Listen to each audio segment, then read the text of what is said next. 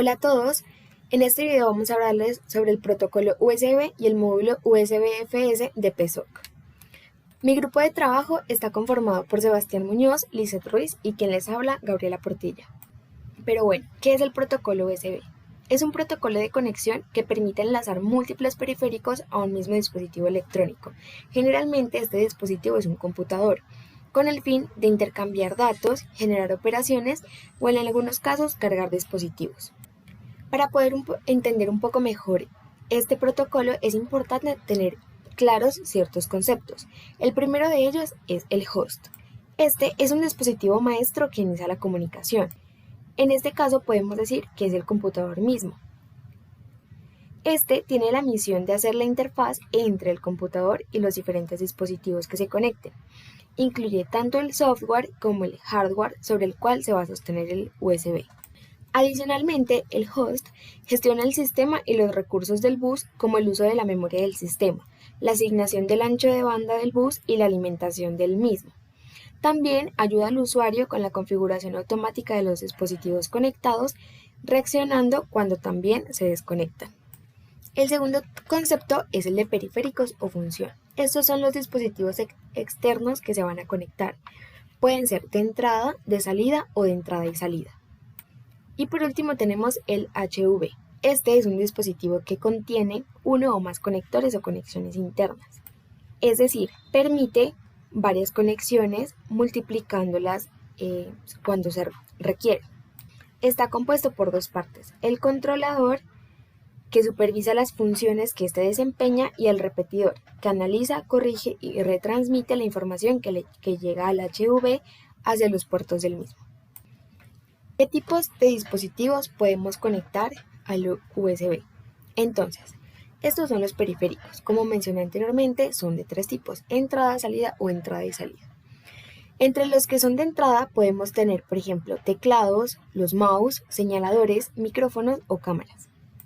En los que son de salida, por ejemplo, están las pantallas, las impresoras y las grabadoras de DVD. Y entre los que son de entrada y salida tenemos impresoras, discos duros, sistemas de adquisición y también podemos conectar, por ejemplo, módem y tarjetas de red. A lo largo del tiempo se han ido creando diferentes versiones de USB. La principal diferencia entre todas estas es la velocidad de transmisión del serial. La primera versión, la USB 1.1 que se muestra en pantalla, tiene dos tipos de velocidades. La primera es Full Speed, que son 12 megabits por segundo, y Low Speed, que son 15 megabits por segundo. La versión 2.0 tiene adicionalmente otra velocidad que es High Speed, que transmite datos a una velocidad de 480 megabits por segundo. La tercera versión es la 3.0. Esta tiene de adición una velocidad llamada Super Speed, que transmite a 5 gigabits por segundo. Y finalmente la USB 3.1, que tiene una velocidad del doble de la anterior, es decir, de 10 gigabits por segundo, y es llamada Super Speed+. Ahora, ¿qué tipos de conectores tenemos entonces? Los tres más comunes son el tipo A, el tipo B y el tipo C. El tipo A es el más reconocido por los usuarios y es un conector tipo macho que se halla en el extremo de los cables, mientras que el tipo hembra es el puerto como tal.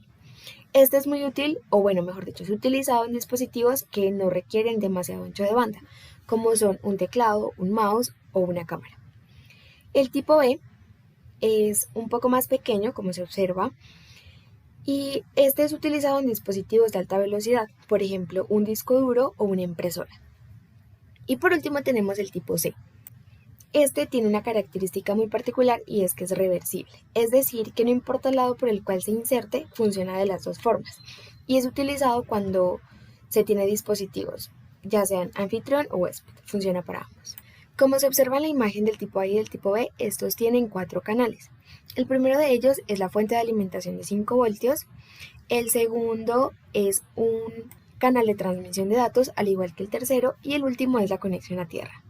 Ahora hablaremos un poco de la transferencia de datos. Existen 4 formas de transferir datos. La primera de ellas es la de control. Esta está diseñada para configuración, control y verificación del estado de un dispositivo USB. Consta de 3 etapas. La primera es la etapa Setup, donde la petición es enviada. Este contiene la dirección y el número de endpoint. La segunda etapa es la etapa de datos y consiste en una o múltiples transferencias entrada-salida. Y por último tenemos la etapa de estatus o estado, que es la que informa del estado de la totalidad de la petición que se envió. Como observación, todos los dispositivos USB soportan este tipo de transferencia de datos. En este no hay pérdida de información y puede ser bidireccional. La segunda forma de transferencia de datos es la de interrupción. En esta interrupción hay pequeñas transferencias y son un poco menos frecuentes, ya que requieren prioridad. Esta transferencia garantiza el máximo servicio para la tubería durante el periodo en el que se envía, y en caso que se presente un error al enviar los datos, estos se reenvían en el próximo periodo de envío de datos. La tercera transferencia de datos es la isócronas. Estas ocurren de forma continua y periódica siempre y cuando se suministren datos. Típicamente contienen información que es sensible al tiempo, como por ejemplo el flujo de video o de audio. Estas transferencias solo se pueden usar en dispositivos de velocidad alta o media. Y por último tenemos la transferencia de datos masiva. Como su nombre lo indica, este modo es utilizado cuando se desea transmitir grandes cantidades de información. Este tipo de transferencia tiene la prioridad más baja y solo pueden transmitir cuando hay ancho de banda disponible. En caso de que se presente un error, garantiza el reenvío de los datos. ¿Cómo funciona entonces este protocolo USB? Como su nombre lo indica, Universal Serial Bus, la transmisión de datos en el bus se produce en forma de serie. En este los datos son enviados bit a bit, es decir, los bytes de datos se dividen y se envían a lo largo del bus un bit a la vez, con el bit menos significativo primero. Los datos se envían como paquetes y cada paquete es un conjunto de datos que contiene información sobre el origen, el destino y la longitud de los datos, y también la detección de errores. El USB organiza el bus en una estructura llamada árbol descendiente, es decir, que el PC es la raíz y los periféricos son las hojas. Esto con múltiples dispositivos conectados a un mismo bus, en la que los elementos especiales, que son los HV, encaminan las señales desde un dispositivo al host o viceversa. Adicionalmente, el USB puede utilizarse como una fuente de alimentación que, como mencioné anteriormente, es útil para cargar dispositivos. Para esto se utilizan pues los terminales que contienen los 4 canales que mencioné anteriormente. Continuando con lo que dijo mi compañera Gabriela, nos queda entonces la duda de cómo se hace el funcionamiento o cómo se da el funcionamiento de el puerto USB. Esto se da a través de un protocolo de lenguaje de comunicación basado en una red de anillos. ¿A qué se refiere esto? A que existe un ancho de banda compartido entre quienes, entre los dispositivos que se encuentran conectados. Y este ancho de banda es compartido durante ¿cuánto? Pues temporalmente. ¿Cómo se da esto? A través del envío de unos paquetes de datos. Estos paquetes de datos contienen una dirección de la transacción, una dirección de USB y un punto terminal endpoint. Este endpoint es una porción direccionable de un dispositivo, es decir, es el lugar a donde se desea llevar la información.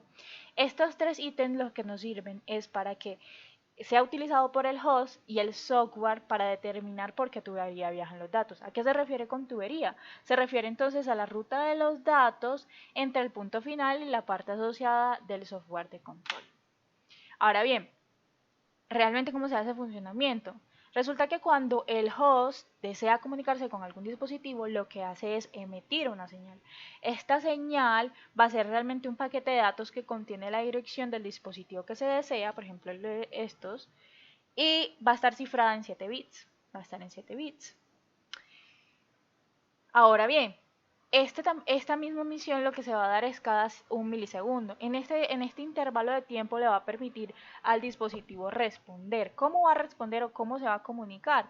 A través de un envío de paquete de datos también. Este va a estar entre 8 y 25 bytes. La respuesta, pues.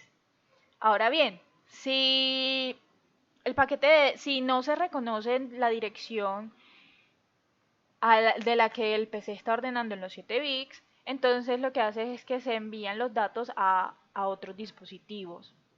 Los datos que se intercambian de esta manera están cifrados conforme a una codificación RZI, que realmente lo que hace es una señal binaria eh, es una señal binaria que usa pulsos rectangulares.